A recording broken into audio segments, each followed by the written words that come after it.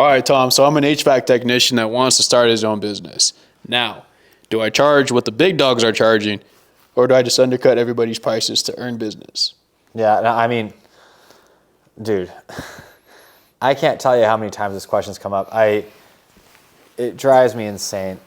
I'll tell you this. Sure, when you're first starting out, you might want to go around in order to help get reviews and stuff to do a free tune-up for somebody just to get your name out there and whatever, and do it for your friends and family, try to get some online reviews and that kind of stuff. But as soon as you start getting calls, immediately, you need to start charging what you need to charge in order to make good money, and you need to figure out what those actual costs are to make good money. And the truth is, it's going to come out to about what everyone else is charging, all the bigger companies. You don't want to care about what all the small companies are charging and everything else. It doesn't matter. Charge the prices that the top dogs are charging until you can figure out what your actual cost structure is. And most people have no idea. They're like, I just bought an air conditioner. I bought the unit for $2,000, and if I sell for $6,000, then I make $4,000 in profit. That's ridiculous. It's not even close. You're not even close to being, making enough money to cover your off season and everything else. There's a reason why these companies are charging $15,000, $20,000, $25,000 for a unit install. It's because that's what actual costs are. And these people that charge way less are not being able to cover their overhead, nothing else. And so when you're that small, you need to be charging those prices and putting the money away and putting it towards new trucks and wraps on your vehicles and everything else, and then towards more marketing. And all the companies I know that are like on Service Titan, for instance, that grew from almost nothing and growing really fast, I'll talk to them and ask them what they're charging and that kind of stuff, and they'll always tell you they charge the full amount that they know they should charge from day one, and they go from $0 to $10 million in 2 years, and that's how they do it. They don't get there. No one ever gets there by doing discount pricing and all that other stuff to try to, just do it super cheap.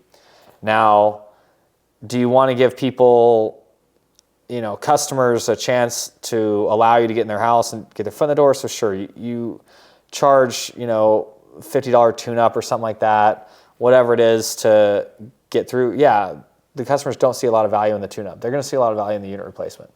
So if you do unit replacement repairs or anything like that, you need to charge full amount. Because the truth of the matter is, you want to offer great service to that customer. You want to be able to run out in the middle of the night if something goes wrong and help them out. You need to be charging a good amount for that. You want to make sure you can cover a warranty on them or a service call when things go sideways. You need to have charged enough that you can afford to do that and take care of them and not leave them high and dry when the unit that you just installed goes out. It's super critical that gets taken care of. So you got to charge the full amount right away.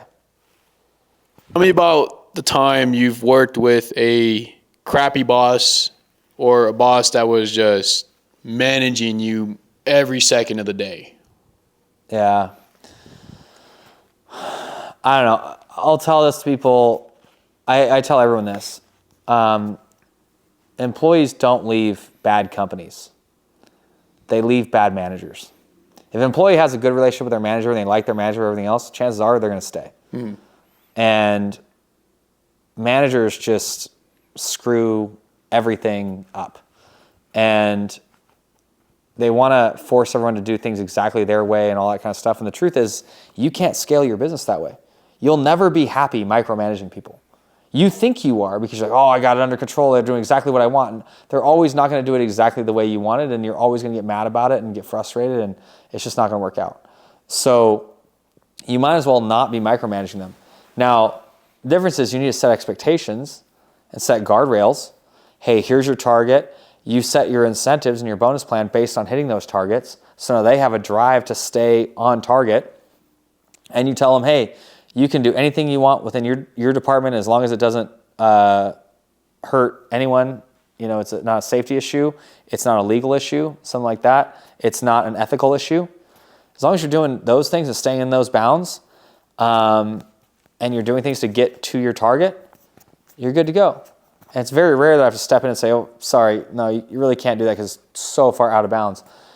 It's really hard to step back and just watch it happen, though, and just kind of gulp and go, okay, it's not my idea, but I hope this works. Because your internal inside you feel like you want to do it a certain way and you feel like it should be. But the truth of the matter is, if you can be humble and realize that maybe you aren't the smartest person in the world, then maybe the person you're working with might have a better idea than you. It might not be your idea, but it might be better than yours.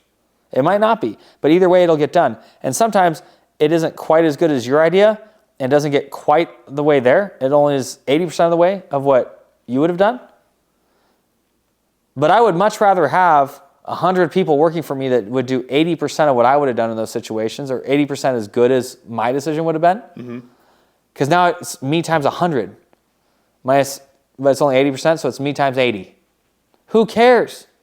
If you try to micromanage people, it's you times like 1 or 2, because everyone's just going to keep quitting. And then you got to keep retraining them, and you got to keep doing this over and over and over again. It sucks. No one wants to do that. It's so frustrating. That's why businesses can't grow most of the time. You can't get people to work for you because you're a jerk. I tell people this all the time. The worst part about owning your own business is you find out that your boss is an asshole. It's the truth. Moral of the story is don't be a shitty boss. Tell me a funny story about the time when you were either an HVAC technician or what do you want to go? What angle do you want to go with this? I'll tell you one. This one was kind of funny. I really like having employees that take initiative.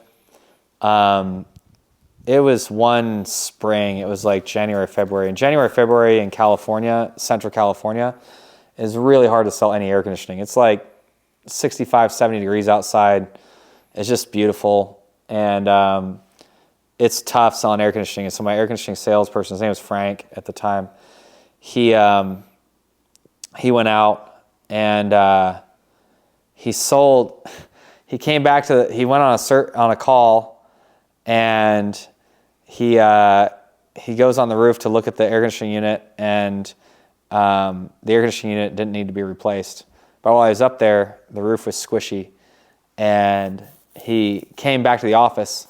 He said, "Tom, I got great news." I said, "What's that?" He said, I didn't sell an air conditioner, but I sold a roof today." And I said, "Frank, we don't sell roofs." He said, "Tom, we do now." And I said, "Well, what are you talking about?" He's like, "Well, there's nothing else to sell, so I sold him a roof." I said, "Well, how did you price it?" He's like, "Well, I went on the roof and I realized I almost fell through it because it was so bad. I was looking at the air conditioner, and I told the homeowner about it, and they said, 'Could you replace it for me?' He said, 'Well, sure,' which he couldn't, but he called a roofing contractor that was a friend of his, and the roofing contractor came out and said, 'Oh yeah, this is the price,' and basically did it over the phone, and he said, 'Okay,' and Frank marked it up like 30%, and basically because we got to cover the warranty and everything else, and sold the roof, and we sold 50 roofs that year. It was just like, it was not, same thing with pool pumps. Him and a guy named Aaron went out and just started selling pool pumps like crazy. Because why? Because we're in the home. The customer has a need. The customer doesn't want to have to call a third-party company. They don't want to take another day off work to come meet somebody and go through the hassle of doing all that stuff. So they just sold it. And it doesn't take that much effort to do it. You know, we had our general contracting license and stuff, so we could figure it out. And we got it done. And that's the kind of stuff, when you empower your people in your company and they take initiative, just awesome things happen. It can get you through the off season. It can make things happen, and it needs to be controlled somewhat. But you know, I just love the fact that they took that initiative and made it happen.